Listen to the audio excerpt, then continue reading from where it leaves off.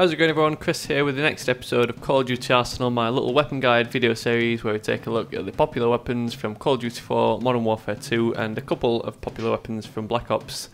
We're going back to Call of Duty 4 again to look at the most popular sniper rifle, the M40A3. In real life, the M40 series of rifles is a popular rifle used by the United States Marine Corps, particularly by the Scout Sniper School. And in game we have the M40A3, but I think nowadays we're on the A5 version. So in game it's obviously in the sniper rifle category, and it's one of the weapons you get to play with right at the start of the game, as it's one of the default classes which you get to play with at level 3. So let's take a look at the stats and figures of the M40A3 in Call of Duty 4. First up, the damage figures. The M40 has the usual damage figure of 70 for a sniper rifle, although the body multipliers make the M40 a very weak weapon in comparison to the sniper rifles in Call of Duty 4 and Modern Warfare 2.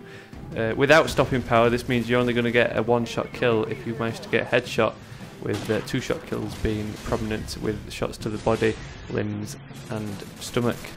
The recoil is pretty low, but recoil figures don't really matter too much with a bolt action sniper rifle, because by the time you've bolted the action ready for the next shot, the scope and the reticle are centered back on target anyway. And the actual scope reticle we get is pretty much identical to the one that we get in Modern Warfare 2. One little difference I noticed, which is a bit unusual, is you notice the in game you notice the like kind of surround effect that's that the developers have added to give the impression of a telescopic scope. You don't get this in Modern Warfare 2, which is a bit unusual. It's just a plain black circle, but it does return in Black Ops, so it would be interesting to see if they designed the scope with this kind of like warped edges and the kind of frame around the scope. I definitely hope so, because it just adds a little bit of extra detail. So otherwise, rate of fire pretty slow at 70 rounds per minute. Being a bolt action sniper rifle, you don't get the high fire rate that you get with semi-automatics. Reload time is 1.1 seconds for the first round, then 0.4 seconds for each subsequent round. Obviously the reload action in Call of Duty 4 for the M40 and the R700 is very cool. It's the animation where the guy feeds in each round individually with his thumb and finger rather than being enclosed in a magazine, which is very cool. Definitely hope to see that return in the next game. And overall, the magazine size or the capacity for the M40A3 is 5 rounds, which is pretty average when you compare it against the other rifles in the sniper rifle category. So the M40 is probably the granddaddy to the L96A1 when you consider the sniper rifles in games. We've got the M40A3, which then gave birth to the Intervention, which then gave birth to the L96A1 in Black Ops. So it'd be interesting to see what bolt action sniper rifle we get in Modern Warfare 3. Hopefully they have quite a selection, because obviously we did get two bolt action sniper rifles in Call of Duty 4. There was the M40A3, which we're looking at today, and the R700. From then on we only got the Intervention in Modern Warfare 2 and just the L96A1 in Black Ops. So I definitely hope they have a wider selection of sniper rifles in the next title, because we only always end up with like two main choices, with the other ones being pretty rubbish. They always include the Dragunov in there, which is not really worth considering. And we always end up with just one sniper rifle, which becomes pretty popular. So it just adds some variety to the game if they added a few extra sniper rifles, because it does get annoying sometimes if you're getting killed by the same weapons time and time again. Because I've seen Call of Duty 4, you can often run into what are essentially sniper lobbies, where everyone's running around with a sniper rifle, because it's so much fun and so satisfying to use. So when we looked at the Intervention in the Intervention guide for Modern Warfare 2, we talked a little bit about quick scoping and the whole balance thing. I think the balance of the sniper rifles was pretty good in Call of Duty 4. Obviously there was no sleight of hand which speeded up the time it took to aim down your scope, so you were still at a bit of a disadvantage with a sniper rifle if you run into someone with an SMG or an assault rifle. And not to forget that we also need stopping power in order to get those two-shot kills, so you do sacrifice that second perk slot, which you can put into use when using some of the assault rifles. We've also got the option of the Acog Scope on the M40A3, which we'll talk about in just a short while, which really did make the sniper rifle a lot more suited to the more aggressive sniper. Obviously you could do both types of sniping, the whole traditional scout sniper, where you kind of find a position and camp it up, because you had the option of iron lungs, which you could make use of, and it also catered for the quick scoper or the aggressive sniper, in that you could attach the Acog Scope, which decreased your overall range because the zoom level on the Acog was much lower, but it made the sniper rifle a lot more deadly at closer ranges, and that you could scope in quicker, and it gave you increased hipfire accuracy. So I'm definitely excited to see how sniping changes for the next title. Obviously we've gone from Call of Duty 4, which was pretty balanced in the overall small collection of weapons that were available. Then it went to kind of overpowered with Modern Warfare 2, with the intervention and the Barrett being able to scope in quicker than most of the assault rifles, which made them super overpowered at close ranges for the whole quick scoping scene.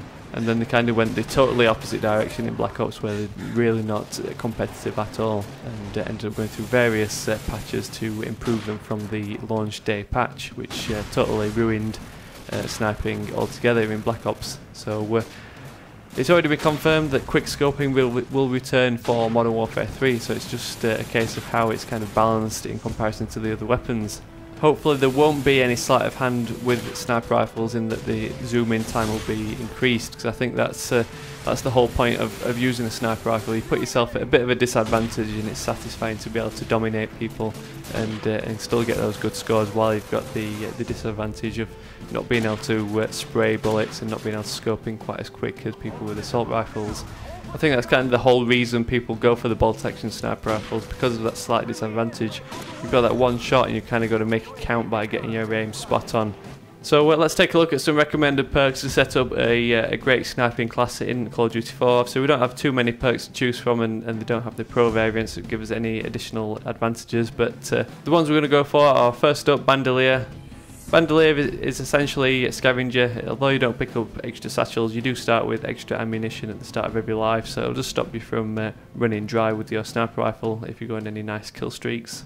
Second up, like we mentioned, the M40A3 has very low damage output, very low body multipliers as standard, which will make it a 2-shot kill, which is not good at all for a bolt action sniper rifle. So we'll definitely need stopping power in this case to increase the weapon's power by 40%, enabling those 1-shot kills.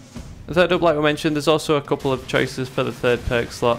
I've gone for steady aim here, just to not only increase your hipfire accuracy, but it also shortens down those on-screen crosshairs, which can make it easier to line up your shots before scoping in. Also, other choices might be deep impacts, just to give you increased bullet penetration so you can shoot through walls, or get those collateral shots by shooting through multiple enemies.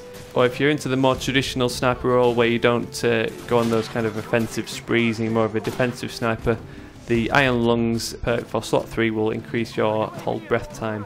So recommended attachments for the M40A3, there's only one attachment to choose from, and that's the Acog Scope. 0 attachments will leave you with a quite competitive sniper rifle with the usual standard scope. However, the Acog Scope just allows for faster close range kills and increases your hipfire accuracy. So it does really make it more of an offensive sniper's weapon, in that you can run around and scope in much quicker. Obviously it sacrifices your long range abilities, but it does make it a lot easier to run around and scope in and kind of go on a more of a run and gun mission with this sniper rifle.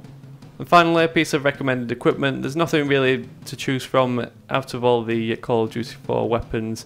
You might want to consider the Desert Eagle, because it's the highest power pistol that you get available. I haven't unlocked it yet in my little leveling up process, because obviously I originally played Call of Duty 4 on the PC, and I only recently picked it up for my Xbox in order to play around with it and relive those old days. So I'm still leveling up, so I've yet to get to the Desert Eagle, but I will be doing a complete review of the Desert Eagle in Call of Duty 4 in a future episode. So otherwise, the next best pistol is probably the M9. It's got the highest magazine size out of all the pistol choices.